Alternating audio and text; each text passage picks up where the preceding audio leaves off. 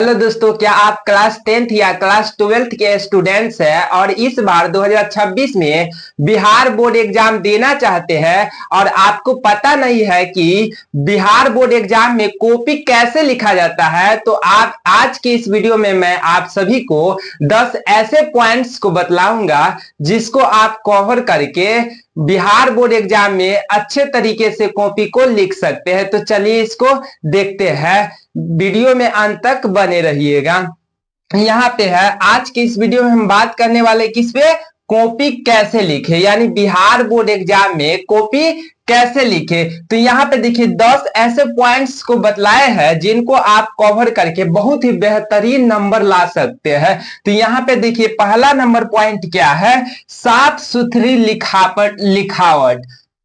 आपकी लिखावट कैसी होनी चाहिए, एकदम साफ सुथरी होनी चाहिए। इसमें पहला नंबर है अक्षर साफ और समान आकार में लिखिए। क्या चीज करना पड़ेगा आपको, अक्षर समान आकार में लिखना पड़ेगा और साफ। जैसे कि मान लेते हैं कि एक हम कमल लिखे, यहाँ पे मान लेते हैं एग्जाम्पल में एक कमल लेते हैं और एक और लेते हैं कमल और एक चमन लेते हैं। तो यहाँ पे देखिए कमल क भी एक बराबर में होना चाहिए, म भी एक बराबर में होना चाहिए और ल भी एक बराबर में होना चाहिए, यानी बड़ा नहीं होना चाहिए, समान आकार में होना चाहिए और संतुलन में भी होना चाहिए।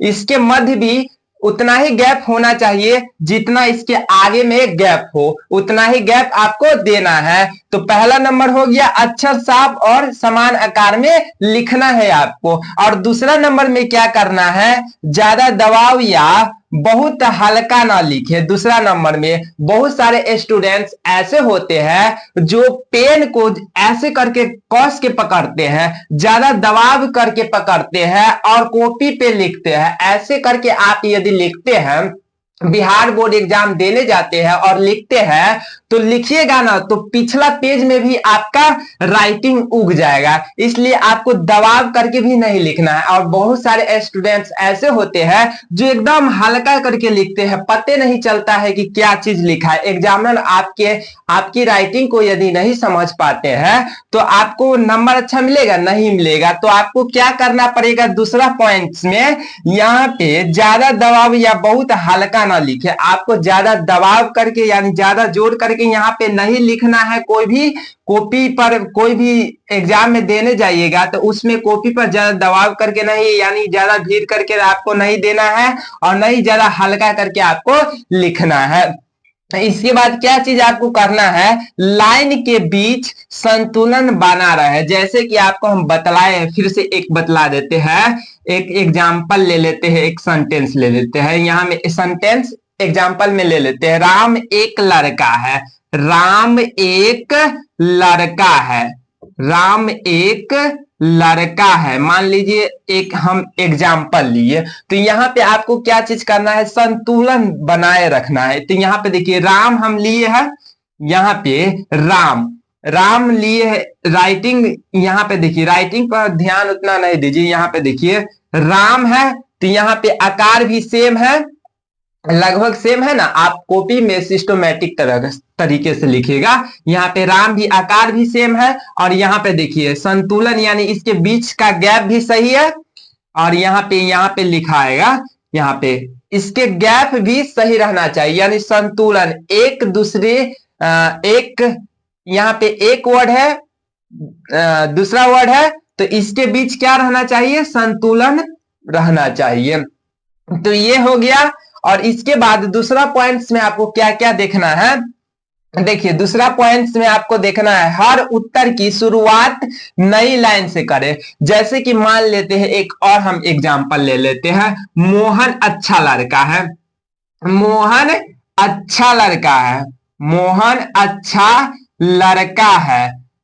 अच्छा लड़का है। एग्जाम्पल में दूसरा भी ले सकते हैं हम, यहाँ पे आपको एग्जाम्पल लेके समझा रहे हैं। आप ये मत सोचिएगा कि हल्का है, आप तो हल्का हल्का बतला रहे हैं एग्जाम्पल में, तो आपको हम भारी भी बतलाएंगे। आप हड़बड़ाइए नहीं, वीडियो में अंत तक बने रहिएगा। यहाँ पे देखिए मोहन, क्या चीज करना है, हर उत्तर की शुरुआत यानी आंसर की शुरुआत नई लाइन से करें। मान लीजिए यहाँ पे लिख दिए कि मोहन अच्छा लड़का है, और इसके बाद एक और हमको लिखना है लाइन कि सोहन बदमाश लड़का है। तो यहां से ना शुरू करके आपको यहां शुरू से लाइन शुरू करना पड़ेगा। तो यहां पे आपको लिखना पड़ेगा सोहन एक अच्छा लड़का है, लिखिए देते हैं अच्छा लड़का, ये इसको भी लिख देते हैं अच्छा लड़का है, अच्छा लड़का है। तो देखिए यहाँ पे ना लिख के यहां से शुरू करना है। आपको ऐसे समझाने के लिए बतलाया, आप कुछ भी सेंटेंस में लिख के बना सकते हैं। तो आपको यदि क्वेश्चन में रहेगा, ये क्वेश्चन थोड़ी ना रहेगा, क्वेश्चन रहेगा दूसरा रहेगा, अवतल लेंस क्या होता है, उत्तल लेंस उसमें रहेगा।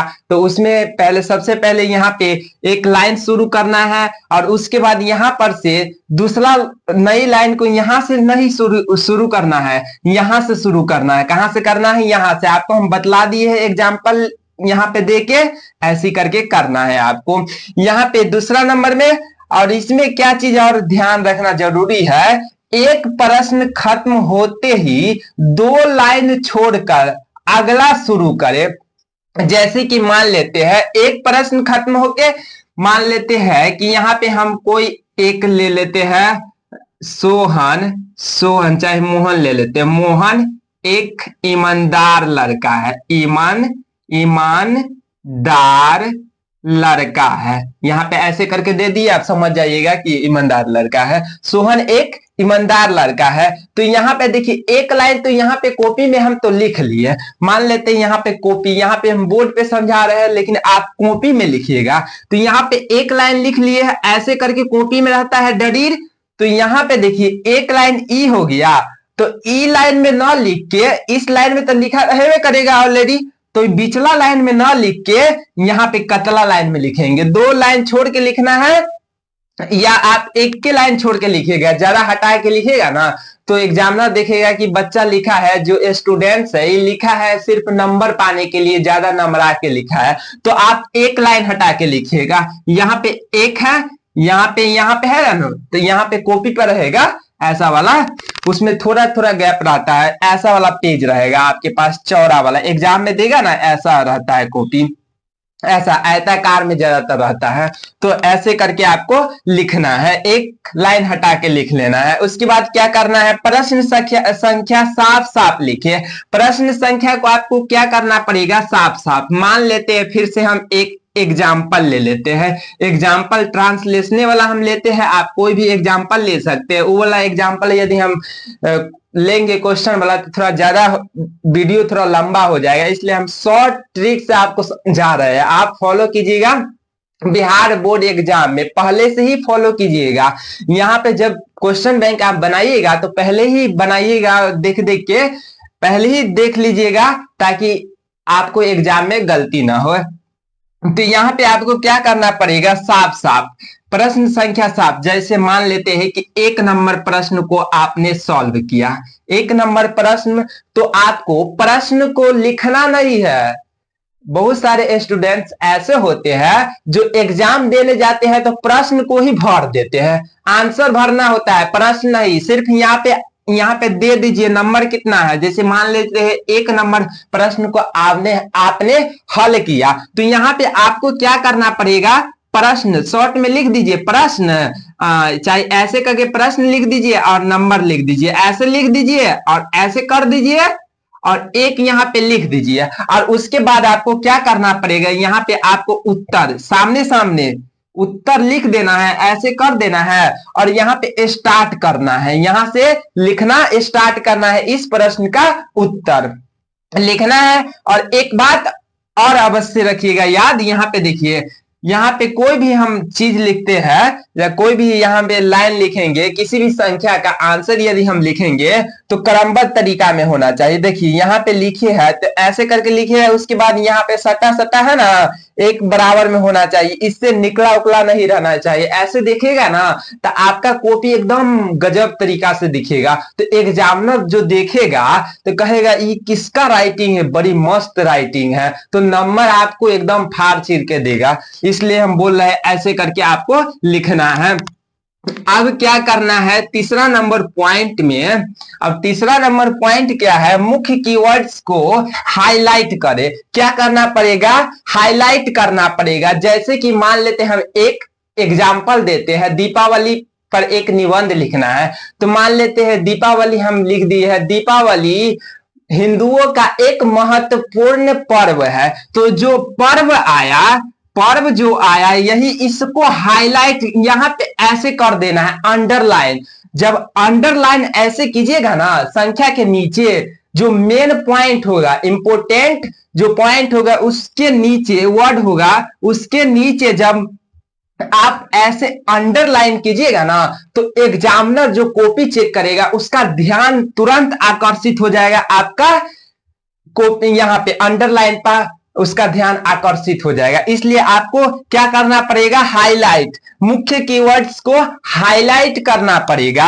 अब ये हो गया, ऐसे हम समझा दिए। एक दो और उदाहरण ले लेते हैं। मान लेते हैं कि आपको पूछ दिया कि अवतल दर्पण से आप क्या समझते हैं, तो अवतल दर्पण तो आप अवतल दर्पण को आपको बतलाना ही पड़ेगा ना, जिसके बीच के भाग दशा होता है और उठा हुआ भाग पतला होता है, चिकना होता है, धसा हुआ भाग चिकना होता है और उठा हुआ भाग पे कलई किया होता है, उसे अवतल दर्पण कहते हैं। तो अवतल दर्पण जहां लास्ट में आएगा ना तो इसी को अंडरलाइन कर देना है, अवतल दर्पण लास्ट में आएगा ना, तो यहाँ पे कॉमा का यूज तो होबे करेगा, लेकिन लास्ट में जब आएगा ना तो अवतल दर्पण को ऐसे करके अंडरलाइन कर दीजिएगा। अंडरलाइन करिएगा ना तो जो एग्जामिनर होगा, जो देखेगा कॉपी तो कहेगा, तुरंत उसका ध्यान आकर्षित हो जाएगा इस पे। अंडरलाइन आपको किस चीज से करना होगा, तो आप पेन से भी कर सकते हैं, पेंसिल से भी कर सकते हैं, या आप रंगा का भी इस्तेमाल कर सकते हैं। पेन से भी, पेन से ही कीजिएगा, बेहतर रहेगा। पेन से बनाइएगा तो पेन से ही कीजिएगा, या आप पेंसिल का भी यूज कर सकते हैं हाईलाइट करने में। तो यहाँ पे हो जाएगा, ये हो गया। अब इसके बाद यहाँ पे हो गया, ये भी कवर करवा दिए। इंपोर्टेंट पार्ट को अंडरलाइन, यानी भाग को, जो महत्वपूर्ण भाग रहेगा उसको हम तो बतला दिए कैसे कैसे हाईलाइट करना है।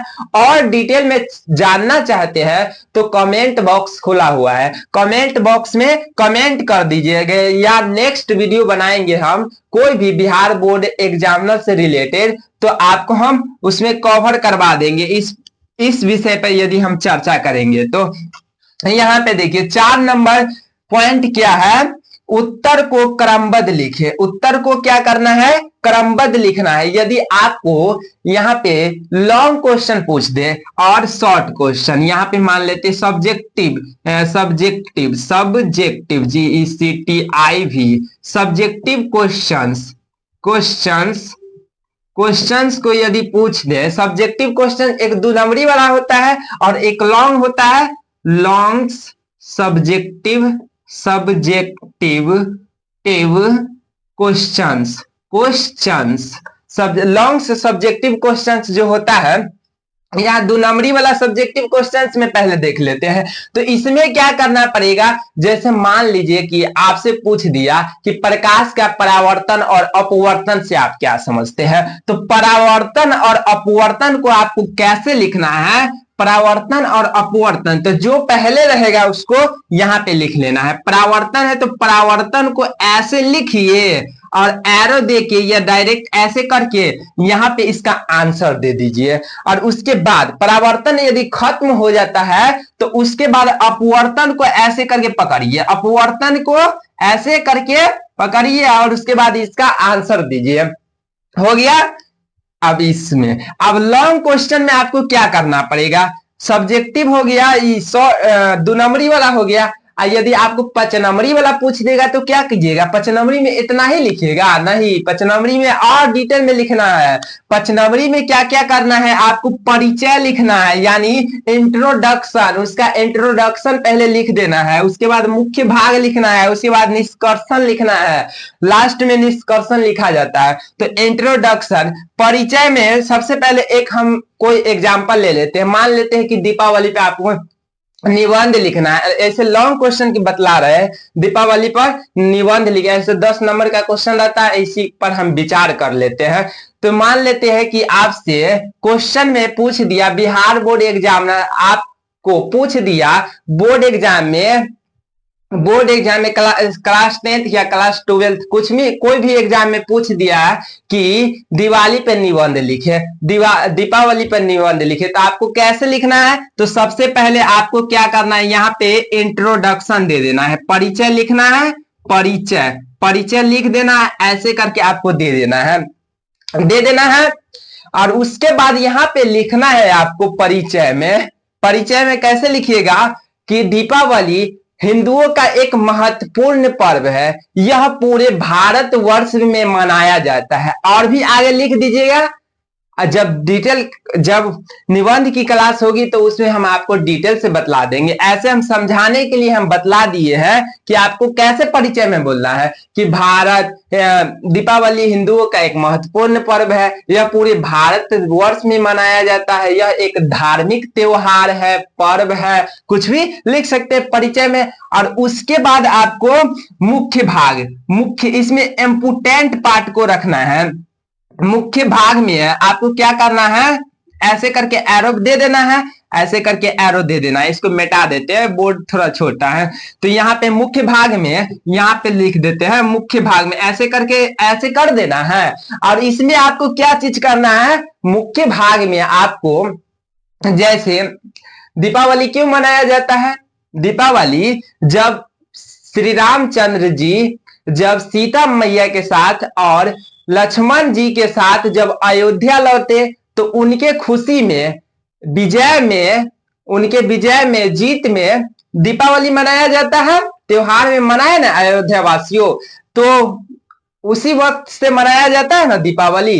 तो ऐसे करके मुख्य पॉइंट यही आया ना, और ही इसमें शामिल है। तो डिटेल में जानना चाहते तो हम जब लेंगे ना निबंध की क्लास तो उसमें हम बतला देंगे। ऐसे समझाने के लिए बोले, लक्ष्मी जी की भी पूजा होती है तो ऐसे हम बतला दिए हैं कि जब श्री रामचंद्र जी ने सीता मैया के साथ और 14 साल के वनवास के बाद, 14 साल के वनवास के बाद ना आए हैं, अयोध्या लौटे, तो लौटे 14 वर्ष के, जब श्री रामचंद्र जी ने, ऐसे बोलिएगा, जब लिख दीजिएगा इसमें, जब श्री रामचंद्र जी ने 14 वर्ष के वनवास के बाद सीता मैया के साथ और लक्ष्मण जी के साथ जब अयोध्या लौटे तो अयोध्या वासियों ने उनके स्वागत में दीप जलाए, विजय में जीत, दीप जलाए, जिस वक्त से ही दीपावली मनाया जाता है पूरे भारतवर्ष में। तो ऐसे करके मुख्य पॉइंट यही हुआ ना, मुख्य पॉइंट जो रावण के मार के आया, तो यहाँ पे मुख्य पॉइंट को यहाँ पे लिख देना है। उसके बाद निष्कर्ष में आपको क्या चीज लिखना है, तो यहाँ पे आपको सबसे पहले निष्कर्ष, आपको हम एक एक पॉइंट को खोद के बतलाएंगे, आप वीडियो में अंत तक बने रहिएगा। यहाँ पे देखिए निष्कर्ष में आपको क्या चीज लिखना है। निष्कर्ष में जैसे मान लीजिए यहाँ पे लिखे तो राम जी ने किसको मारा? राम को मारा, यानी राम जी धार्मिक है, धर्मी थे ना, और रावण अधर्म के युद्ध और अधर्म से युद्ध किए, तो यहाँ पे धर्म की जीत हुई ना। धर्म और अधर्म में किसकी जीत हुई? धर्म की जीत हुई, यानी राम जी की जीत हुई। तो राम जी धार्मिक थे तो धर्म की जीत हुई ना। तो इसमें क्या लिखना है आपको? इसमें आपको लिख देना है विजय और पराजय, या धर्म और अधर्म की जीत, इसमें करके और पॉइंट करके ऐसे करके लिख दीजिएगा कि जब श्री रामचंद्र जी ने रावण अधर्मी को मारकर जब ऐसे करके करके कुछ लिख दीजिएगा इसमें, जब हम बतलाएंगे निबंध की क्लास में हम आपको बतला देंगे सब। ऐसे करके आप यहाँ पे पॉइंट, जैसे पॉइंट आपको हम बतला देते हैं, इसमें पॉइंट में आप लिख दीजिएगा धर्म और अधर्म की धर्म की जीत, ऐसे करके पॉइंट दे दीजिएगा और उसमें उसका आंसर लिख दीजिएगा। ऐसे हम ये बतला नहीं रहे हैं, इसको हम सिर्फ पॉइंट को बतला रहे हैं कि आप कैसे कॉपी लिखिएगा बिहार बोर्ड एग्जाम में, ताकि एग्जामिनर जो आपका कॉपी चेक करे वो अच्छा नंबर दे। तो यहाँ पे हो गया, आपको कैसे लिखना है आप यहाँ पे समझ गए। अब यहाँ पे आपको क्या करना पड़ेगा, चौथा नंबर पॉइंट हो गया, और पांचवा नंबर पॉइंट्स में आपको क्या करना पड़ेगा, चित्र साफ बनाए। आप चित्र और तालिका है, तो यहाँ डायग्राम आता है ना 5 नंबर का, बायोलॉजी में बहुत सारा डायग्राम रहता है, तो डायग्राम को आपको छोड़ना नहीं है। जैसे फिजिक्स में भी पूछ देता है कि अवतल दर्पण का चित्र सचित्र विभेद करे, अवतल दर्पण बना देना है, उसमें भी आप परिचय करके पहले लिखिएगा, उसके बाद मुख्य भूमिका लिखिएगा, उसके बाद निष्कर्ष लिखिएगा, ऐसे करके लिखिएगा। पहले आप चित्र भी पार सकते हैं, पहले चित्र ही पारिएगा, यानी डायग्राम ही पहले पारिएगा, पहले डायग्राम पार दीजिएगा और डायग्राम पारिएगा। बहुत सारे स्टूडेंट्स ऐसे होते हैं जो डायग्राम तो पारते हैं लेकिन इस हिसाब से पारते हैं, इस हिसाब से उस डायग्राम में सजाते हैं कि समझे में नहीं आता है।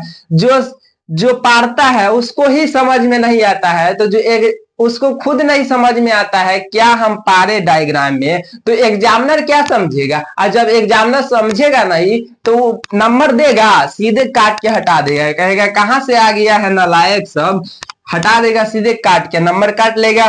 तो यही करना है, आपको चित्र साफ बनाना है। उसके बाद छठा नंबर पॉइंट है समय प्रबंधन। आपको समय का भी ध्यान रखना होता है ना।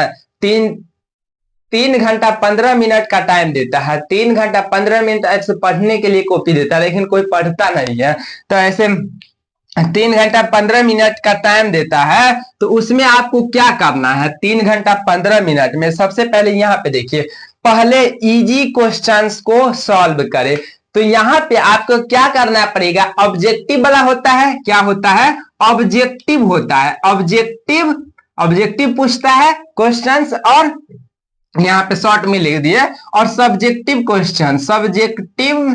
क्वेश्चंस यहाँ पे ध्यान नहीं दीजिएगा राइटिंग पे, डायरेक्ट ऐसे करके लिख दिए सब्जेक्टिव क्वेश्चंस। तो ऑब्जेक्टिव क्वेश्चंस में आपको क्या करना है, तो सबसे पहले जो मौखिक बनेगा यानी मुख से जो बन जाएगा, जैसे मान लीजिए कि आपको एग्जाम में पूछ दिया थीटा वाला, त्रिकोणमिति वाला सवाल पूछ दिया कि tan 30 डिग्री का मान क्या होता है, तो आपको मौखिक याद रहेगा, तो पहले उसको टिक मारिएगा, ना कि जो भारी वाला रहेगा बनाने वाला उसको टिक मारिएगा नहीं, उसको टिक मारिएगा तो फिर आप फेंका जाइएगा एग्जाम में, टाइम पास हो जाएगा।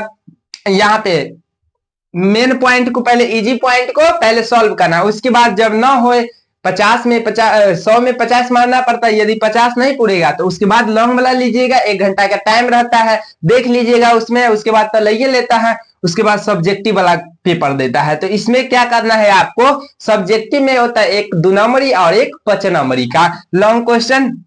तो सबसे पहले यहाँ सब्जेक्टिव 2 नंबरी क्वेश्चन की बात कर लेते हैं, 2 नंबरी क्वेश्चन की बात कर लेते हैं यहाँ पे। तो यहाँ पे आपको क्या करना पड़ेगा 2 नंबरी क्वेश्चंस में, तो सबसे पहले 15-30 में से आपको कितना का आंसर देना पड़ता है, 15 का आंसर देना पड़ता है। 30 में से 15, ये तो मैथ में होता है शायद 30 में से 15, हाँ मैथ में होता है 30 में से 15 का आंसर देना होता है। फिजिक्स में अलग होता है और बायोलॉजी में इसमें अलग होता है। मैथ में 30 में से 15 का आंसर देना होता है। तो यहाँ पे सब्जेक्टिव में आपको क्या चूज करना पड़ेगा कि जो पहले जो इजी वाला रहेगा ना उसको पहले टिक अलग से मार लीजिएगा, उसमें पहले देख लीजिएगा, जो इजी रहेगा उसमें टिक मार दीजिएगा, उसके बाद बनाइएगा इजी को।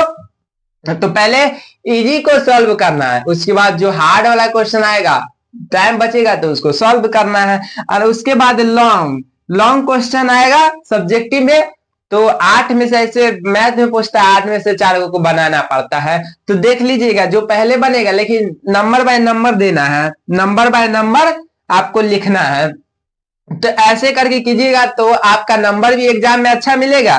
तो हम बतला दिए, आपको कॉपी लिखने का तरीका बतला रहे हैं, तो हम इतने सारे चीज को कवर भी करा रहे हैं। तो यहाँ पे आप कंसेंट्रेट होके समझिए, आप थोड़ा भी स्किप कीजिएगा वीडियो को तो आपके दिमाग से पार हो जाएगा। इसलिए आपको हम पहले ही बोल दिए है कि वीडियो में अंत तक बने रहिएगा और थोड़ा भी स्किप वीडियो को मत कीजिएगा। यहाँ पे देखिए, यहाँ हो गया 5 नंबर पॉइंट, 6 नंबर भी हो गया, 6 नंबर में और हार्ड क्वेश्चन को बाद में, इसके बाद हार्ड क्वेश्चन जो आएगा उसको बाद में देखेंगे, सॉल्व करना है।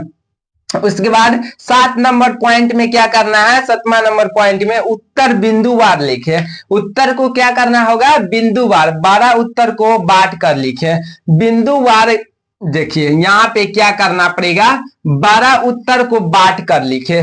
जैसे आपको बतलाए हैं, एक और उदाहरण दे देते हैं। विषमपोषी, परपोषी, विषमपोषी एक ही को कहते हैं स्वयंपोषी, और परपोषी या स्वपोषी या परपोषी से आप क्या समझते हैं, दोनों पूछ दिया। तो यहाँ पे स्वपोषी है तो स्वपोषी को यहाँ पे लिख लेना है, स्वयंपोषी भी इसको बोलते हैं, स्वपोषी यहाँ पे लिख लेना है और इसको डिलीट देके पहले स्वपोषी का आंसर देना है, क्वेश्चन का आंसर देना है। उसके बाद अब इसके बाद परपोषी का देना है, क्या चीज का देना है, परपोषी। यहाँ पे परपोषी लिख देना है, पोषण भी लिख देना है, उसके बाद ऐसे कर देना है, उसके बाद इसका आंसर लिख देना है, हो जाएगा। तो यहाँ पे क्या करना है, आपको उत्तर बिंदुवार लिखना है और 12 उत्तर को बांटकर लिखना है। जैसे आपको हम बतलाइए दिए है कैसे बांटना है, तो यहाँ पे देखिए। और उसके बाद 8 नंबर पॉइंट में क्या करना है, भाषा सरल रखे।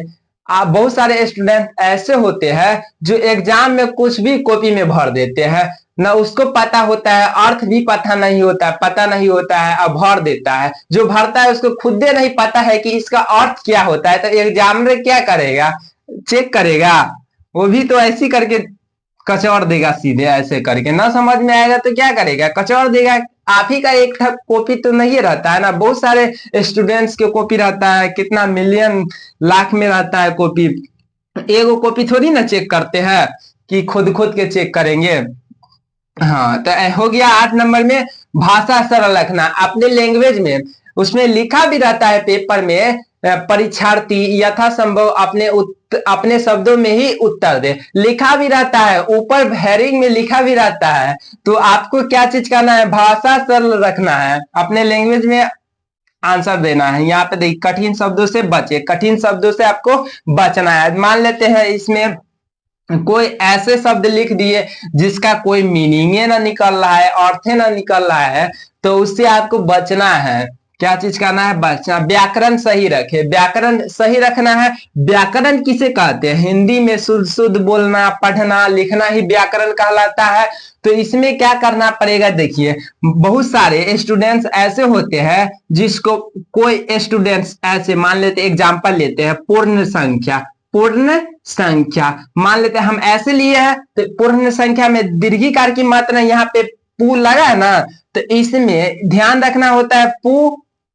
अब बहुत सारे स्टूडेंट्स ऐसे होते हैं जो ऐसे करके लिखते हैं, पूर्ण नौ, ऐसे वाले नौ को ऐसे लिखते हैं। तो इसका विशेष ध्यान रखना होता है, एग्जाम में लिखिएगा तो ठीक रहेगा, व्याकरण सही रहेगा आपका।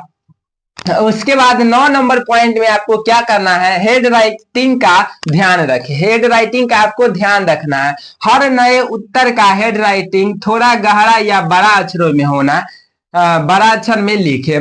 यानी मान लेते हैं कि कोई भी आप प्रश्न को सॉल्व किए, मान लेते हैं कि आप सॉल्व किए कि अवतल लेंस को अपसारी लेंस क्यों कहा जाता है। तो मान लेते हैं हम यहाँ पे उत्तर लिख रहे हैं, थोड़ा लिख रहे हैं, क्योंकि ये किरणों को एकत्रित करके फैला देते हैं, तो फैला देते हैं जिन गुणों के कारण अवतल लेंस को अपसारी लेंस कहा जाता है, अवतल लेंस को अपसारी लेंस कहा जाता है।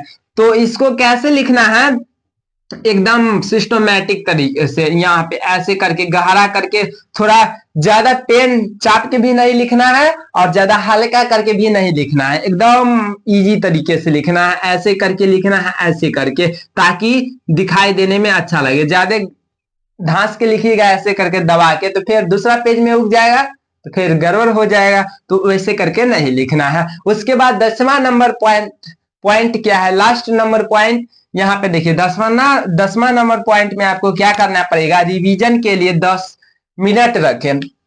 आपको क्या करना पड़ेगा, यहाँ पे कितना टाइम देता है, 3 घंटा 15 मिनट, 3 घंटा 15 मिनट का टाइम रहता है, जिसमें से 15 मिनट देता है, 1 घंटा देता है ऑब्जेक्टिव क्वेश्चंस के लिए, और 15 मिनट क्वेश्चन को पढ़ने के लिए देता है। और यहाँ पे मैथ सब हो गया, यहाँ पे समझ जाइए, 2 घंटा सब्जेक्टिव क्वेश्चन को सॉल्व करने के लिए देता है। तो इसमें आपको क्या करना पड़ेगा, इसमें 10 मिनट आपको बचा के रखना है। जब यदि टाइम बचता है तब इसको फॉलो कीजिएगा। अंत में पूरी कॉपी एक बार पढ़े। यदि आप पूरे क्वेश्चन को सॉल्व कर लिए, आपके पास 5-10 मिनट या आधा घंटा जो भी टाइम बचा हो, उस टाइम में आपको क्या करना पड़ेगा, जो भी आप क्वेश्चन का आंसर लिखे हैं उसको चेक करना पड़ेगा। अंत में लास्ट में टाइम बचेगा तो इधर उधर नहीं करना है, कॉपी को चेक करना है। कॉपी को चेक करना है कि जो हम आंसर लिखे हैं क्वेश्चन का वो सटीक है या नहीं है। यदि सटीक नहीं है तो उसको सटीक कीजिए, कभी कभी गलत भी हो जाता है, गलती तो होती है रहती है। तो यहाँ पे क्या करना पड़ेगा, यदि आप गलती कर दिए यहाँ पे तो आपको क्या करना पड़ेगा, इसको थोड़ा ऐसे करके सॉल्व कर लीजिएगा। मान लेते यहाँ पे गलत कोई पॉइंट लिखा गया, तो ऐसे करके घसना नहीं उतना, एक बार ऐसे कर दीजिए, काट दीजिए। बस ज्यादा बार घसीएगा तो फिर भी नंबर कट जाएगा। ज्यादा ऐसे ऐसे कीजिएगा ना, ऐसे कचर उचर, तो नंबर कटता है। 1 2 3 कचरा ऐसे कीजिए ना, ऐसे करके कर दीजिएगा तो 1 नंबर आपका कट जाएगा। अब पता ही होगा 1 नंबर कितना मायने रखता है एग्जाम के लिए। 1 नंबर से यदि कोई स्टूडेंट्स फेल हो जाता है तो उसको पता चलता है कि काश 1 नंबर और ले आते, फिर पास हो जाते। यहाँ पे हो गया। और उसके बाद क्या करना है, क्वेश्चंस और डायग्राम को चेक करना है। सभी क्वेश्चंस नंबर बाय नंबर देख लेना है, और डायग्राम को भी चेक करना है कि जो हम डायग्राम बनाए हैं वो डायग्राम पूरा टंच है या उसमें कुछ बाकी भी है, पूरा देखना है। डायग्राम को भी देखना है, क्वेश्चंस को भी देखना है। तो उम्मीद करता हूं कि यह वीडियो आपको पसंद आया होगा, और जो हम आपको 10 पॉइंट्स बतलाए हैं यह क्लियर हो गई होगी। अगर आप सभी को यह वीडियो थोड़ा भी अच्छा लगा होगा तो यदि हमारे चैनल पर पहली बार आए हैं तो हमारे चैनल को सब्सक्राइब जरूर कर लीजिएगा, और बेल आइकन को प्रेस कर लीजिएगा, ताकि हम जब भी कोई एग्जाम से रिलेटेड, बिहार बोर्ड एग्जाम से रिलेटेड कोई भी इंफॉर्मेशन दे या कुछ भी हम दे तो सबसे पहले नोटिफिकेशन आपके पास पहुंचे। धन्यवाद।